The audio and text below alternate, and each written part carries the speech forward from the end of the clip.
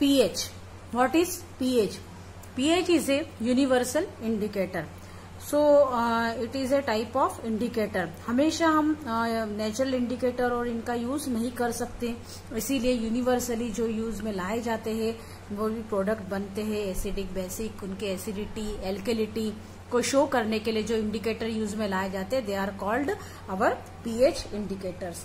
PH stands for, pH में जो P है, P is related to power. That means it is the power of hydrogen ion, यानी hydrogen ion H+ ion की जो power होती है उसे कहा जाता है P. And H means hydrogen, hydrogen ion की जो पावर है that is called our pH. P हमेशा स्मॉल लिखना है हमें और H हमेशा हमको यहाँ पर इस तरह से थोड़ा बड़ा बनाते हुए इस तरह से कैपिटल टाइप से लिखना है हमको. And it is given here a pH scale. PH क्या है? पीएच मतलब वो होता है कि जिसमें एल्कलिटी, किसी भी सब्सटेंस की एल्कलिटी और उसकी एसिडिटी को जो डिटरमाइन किया जाता है that is called our pH. It is the measure of the acidity or alkalinity of a solution is called pH. pH standard. Next, pH value ranges given from 0 to 14 here. यहाँ पे pH value कहाँ से कहाँ तक होती है? हमेशा pH value जो होती है वो 0 से 14 तक होती है. तो ये सबसे पहले इसको एक स्केल में, स्केल फॉर्मेशन में दिया था. उस साइंटिस्ट का नाम था Sorensen. Sorensen is the scientist who gave pH scale, who gave about acidic and basic solution. Acidic और बेसिक सॉल्यूशन के लिए जो पीएच होता है, हमेशा एसिडिक सॉल्यूशन दो टाइप्स के हो सकते हैं, जैसे कि स्ट्रॉन्ग एसिड भी हो सकता है, वीक एसिड भी हो सकता है, फिर स्ट्रॉन्ग बेस भी हो सकता है, वीक बेस भी हो सकता है. यहाँ पे आप इसको अच्छे से देखने के लिए कॉर्नर पे जो भी आएंगे पीएच इस टेबल, ये जो बनी हुई है स्केल, इसके जो कॉर्नर वाले होंगे वे हमेशा स्ट्रॉन्ग होंगे और जो बीच में जैसे जैसे हम बीच में जाते जाएंगे दे आर वीकर. तो अगर मैं कहूँ यहाँ पर 0 का मतलब है दे आर स्ट्रॉन्ग एसिडिक, 1 उससे थोड़ा सा कम, 2 उससे कम, लेस देन 1 एंड 3 उससे कम एसिडिक. इस तरह से एसिडिटी इनकी धीरे धीरे क्या होती जा रही, कम होती जा रही, डिक्रीज होती जा रही. इसी तरह से यहाँ पर वापस कॉर्नर पे लिया हमने 14 कॉर्नर पे, तो वो हमेशा हमारा होगा स्ट्रॉन्ग बेसिक, यानी जिसका पीएच वैल्यू अगर किसी की 14 है तो that is strong basic.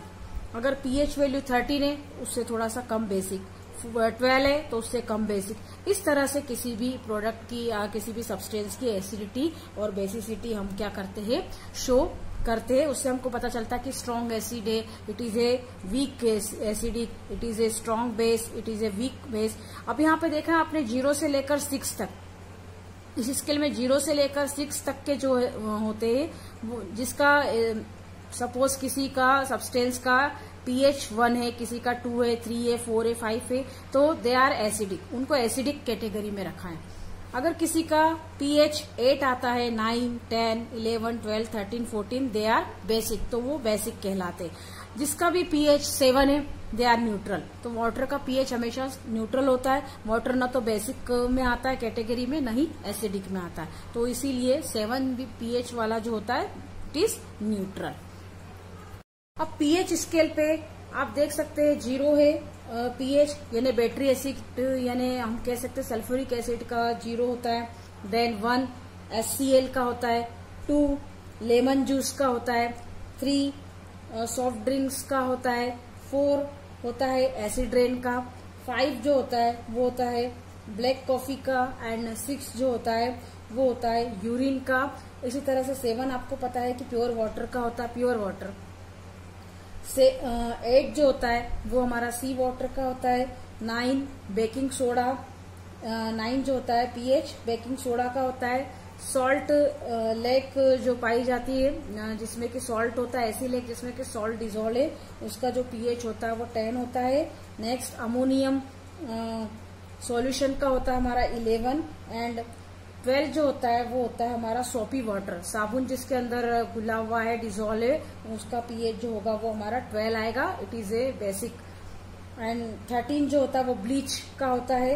And 14 जो होता है जो हाईली बेसिक होता है वो लिक्विड ड्रेन क्लीनर जो होता है उसका होता है ये 14। इस तरह से कुछ जो प्रोडक्ट जो हमारे डेली यूज में आते हैं उसके अकॉर्डिंग मैंने आपको बता दिया कि पीएच का कहाँ पे यूटिलाइज होता है और पीएच कैसे क्या काउंट किया जाता है ना। पीएच से हमको पता चलता है कि ये पीएच इस तरह से होना चाहिए। जैसे एसिड रेन है, एसिड रेन हमको कैसे पता चलेगी कि एसिड रेन अगर 5 है, 5 के आसपास है उसका पीएच, तो this rain is acidic rain. और उसके बाद उसीलिए उस रेन से जो एक्वेटिक एनिमल्स है और इनको काफी अफेक्ट होता है।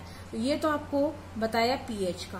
Then if the pH is greater than 7, you can see here greater than 7, 8, 9, 10, 11, 12, 13, 14 they are basic solution and pH is lesser than 7, कम है 7 से, जैसे कि 0 to 6 they are acidic and pH is equal to 7, अगर किसी का pH equal है 7 के, they are neutral.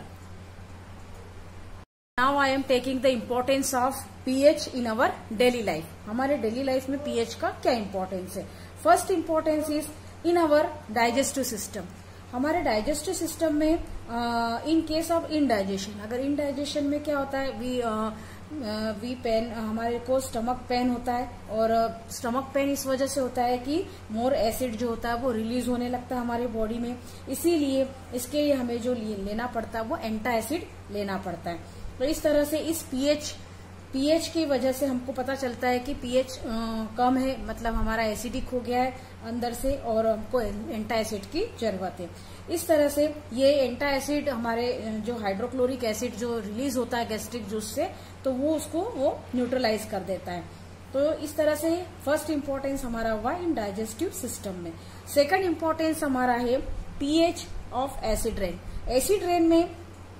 Acid rain का जो पीएच होता है वो लेसर होता है, किससे? 5 से कम होता है, 5.6 से। It is called acid rain. तो ये जो एसिड रेन होती है वो रिवर में जाती है और रिवर के थ्रू जो रिवर में एक्वेटिक लाइफ होती है वो इससे काफी अफेक्ट होती है। एसिड रेन में काफी फिश और एक्वेटिक जो प्लांट्स है, एक्वेटिक एनिमल्स है, उनको काफी इससे अफेक्टिव होती है। तो एसिड रेन के पीएच से भी हमको काफी फर्क पड़ता है। थर्ड है पीएच ऑफ सॉइल।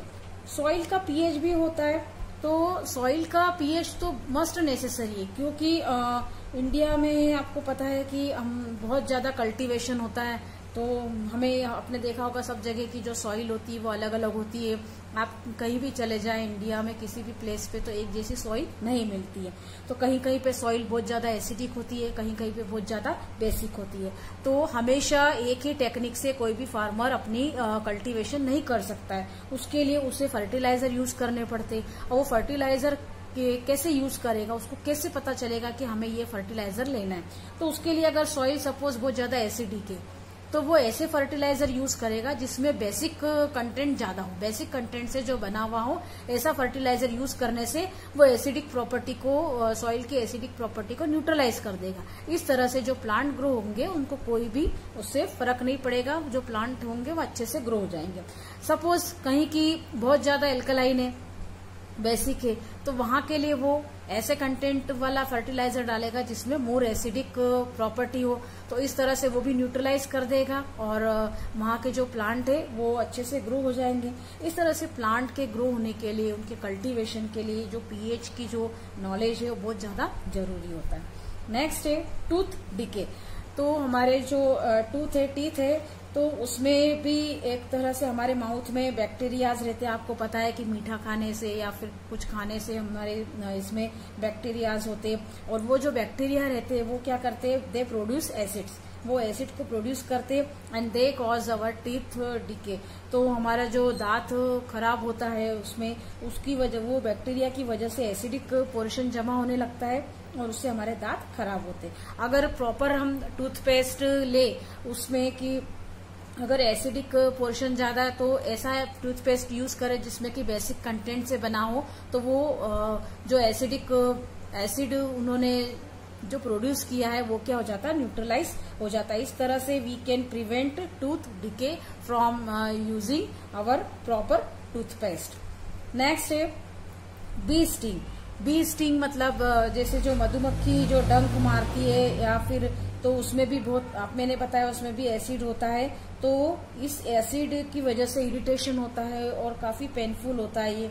तो उस वीक बेस उसके लिए अगर हम वीक बेस अप्लाई कर दे उस जगह पे जहां पे काटा है, बेकिंग सोडा अगर अप्लाई किया जाता है तो baking soda is a basic nature, तो वो बेकिंग सोडा क्या करेगा, उसको न्यूट्रलाइज कर देगा उस एसिडिक पोर्शन को, और वी गेट रिलीफ, हमें काफी उससे रिलीफ मिलेगा। इस तरह से हमारे डेली लाइफ में पीएच बहुत ज्यादा इंपॉर्टेंस रखता है।